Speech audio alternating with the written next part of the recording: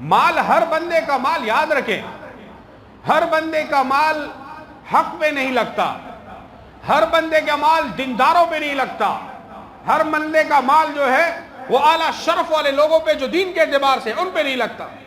جس کا جیسا مال ویسے لوگوں پہ لگے گا۔ سمجھ میں آ گئی بات؟ قرآن اور حدیث کا نچوڑ ہے کہ جیسے کمایا اسی طرح لوگوں پہ لگے گا۔ شرابی کبابی زانیوں پہ لگ رہا ہے، اور ناچنے والوں پہ اور دوسری جو تیسری مخلوقات ہے ان پہ لگنے والا ہے۔ سمجھ لینا حرام کما رہا ہے تو، اگر تیرے علم میں ہے یا نہیں ہے، لیکن حرام کما رہا ہے۔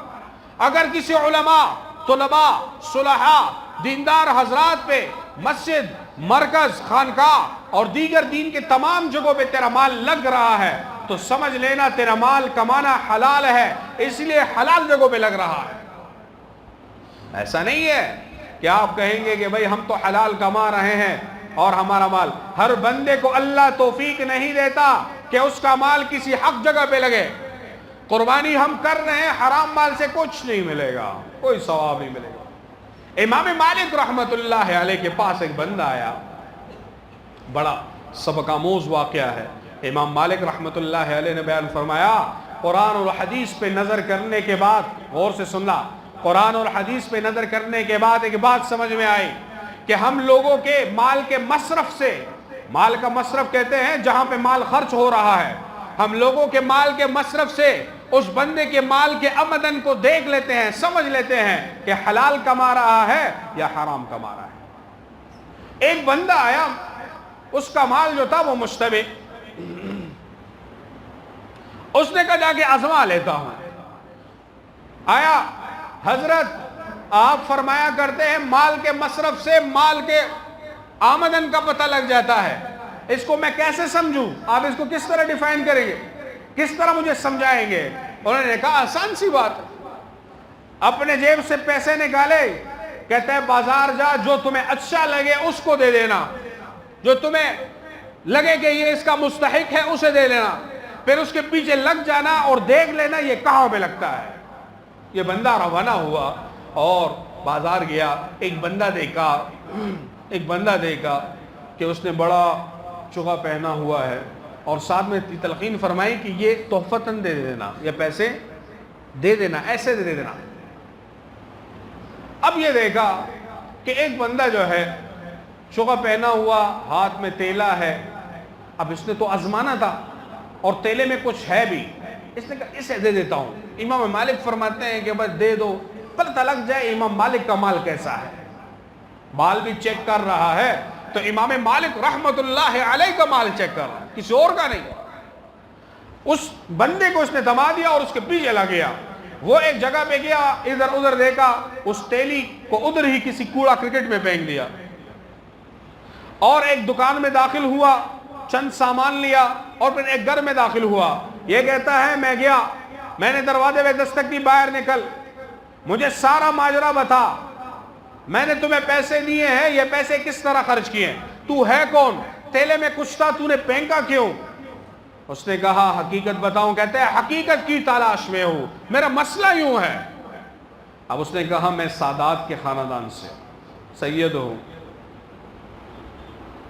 3 دن ہو گئے نبی کے خاندان کے گھر والوں میں 3 دن سے بچوں نے کچھ نہیں کھایا تھا، فاقے میں فاقہ۔ میں باہر نکلا کہ کچھ کما سکوں، کچھ ملا بھی نہیں کمانے کو، کوئی مزدوری کوئی چیز نہ ملی، اور عمر ایسی ہے کہ زیادہ مشقت کر نہیں سکتا۔ میں نے دیکھا ایک بکری ایک جگہ پہ پڑی ہوئی، میں نے کہا کہ بھئی یہاں سے گوشت لے جاؤں، بچے بھوک سے نہ مر جائے۔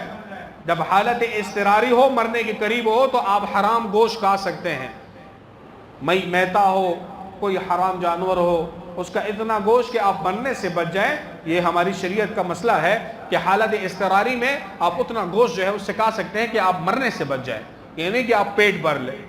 میں نے ایک ران کاٹی اور میں روانہ ہوا، راستے میں آپ نے پیسے دیے، میں نے کہا اللہ کی مدد آ گئی، میں نے اس کو پھینک دیا، سامان لیا اور سادات کے بچوں پہ اس کو خرچ کر دیا۔ واپس آیا، امام مالک رحمت اللہ علیہ نے پوچھا کہاں خرچ ہوا؟ کہتے حضرت یہ واقعہ تھا۔ بیان فرمایا یہ امام مالک کے پیسے تھے، امام مالک کی آمدن تھی، حلال کمایا تھا، اللہ کے نبی کے خاندان پہ خرچ ہوا. اب اپنا پیسہ نکال، اپنا پیسہ نکال، جا بازار میں جو تمہیں لگے اس پہ خرچ کرنا. بازار یہ آپ نے جیب سے پیسے نکالے، ایک بندہ لنگڑا کے چل رہا ہے اور فقیرانہ انداز ہے. میں نے کہا یار اس سے تو خستہ حال نہیں ہوگا. وہ بندہ تو پھر بھی کپڑے اچھے تھے، اس کے تو دماغ میں یہ تھا نا اس کو دے دوں گا چلو جو بھی ہوگا. اب اس نے اس کو تما دیا، یہ تو بڑا مسکین ہے، بڑا فاجر ہے اور بڑا ایسا ہے، خستہ حال ہے، تو اس کو دے دیتا ہوں. اب اس کو جو دیا نا، اب اس نے کیا کیا، اب وہ کہتے ہیں میں اس کے پیچھے ہو گیا. یہ چلتے چلتے چلتے دیکھا، ادھر ادھر دیکھا تو کوئی نہیں تھا، تو پاؤں پہلے اوپر تھا اب سیدھا ہو گیا. وہ اپنی لاٹھی جو تھی وہ سائیڈ پہ رکھ لی، اور جس طرح آپ سوشل میڈیا پہ جتنے بھی چیزیں دیکھتے ہیں نا وہی ڈرامہ باز. اور ایک بندے نے لکھا نا فلاں محکمے والے جو ہیں دربار عالیہ والے، دو ٹھاک کر کے بندے کے ہاتھ بھی نکل آتے ہیں، پاؤں بھی نکل آتے ہیں، معذور ہوتا ہے، دکھنا بھی لگ جاتا ہے. وہ ایسے قبیلے والا تھا. اب دیکھا ادھر، کہتا ہے میں چھپ کے دیکھ رہا ہوں. ٹک ٹاک ہو گیا، کمر سیدھی کر لی، سینہ تان لیا، پیسے ہاتھ میں آ گئے. ایک دکان میں گیا، وہاں سے چرس اور بنگ لے لیا. اب یہ دونوں مبارک چیزیں لے کر کہتے ہیں وہاں پہ بیٹھ کے اپنے کش اڑاتا رہا. پھر کہتا ہے میں پھر بھی دیکھتا رہا کہ پیسے تو پھر بھی بچے ہوں گے. پھر رات کے وقت یہ بندہ گیا ایک فاجرہ فاسقہ عورت کے پاس، وہاں اس سے زنا کا مرتکب ہوا. باہر نکلا اور میں نے گریبان سے پکڑا، تو نے پیسے کہاں کہاں خرچ کیے؟ اس نے سارا بتایا. میں تو فقیر نہیں ہوں، بس یہی میری روز کی روزی روٹی ہے، یہی تو آمدن ہے. کچھ لوگوں کو آپ پکڑو نا، کہتے ہیں یار میری روزی روٹی ایسی ہے. تمہیں اللہ نے حرام کمانے کے لیے توفیق نہیں دی، یہ تو تیرا اپنا کسب ہے. حرام کما کے تو کہتا ہے کہ یار میری یہ ایسی کے علاوہ یہ کون سی باتیں ہوئی. واپس آیا امام مالک رحمۃ اللہ علیہ کے پاس. امام مالک رحمۃ اللہ علیہ نے پوچھا بتاؤ کیا ہوا؟ کہتا ہے حضرت مجھے اپنے مال کا تو پتا تھا، تجربہ کیا، کامیاب نکلا.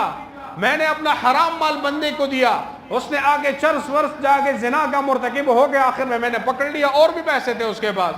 بہن فرمایا جیسے کمایا تھا ویسے خرچ ہوگا، جیسے کماؤ گے ویسا خرچ ہوگا.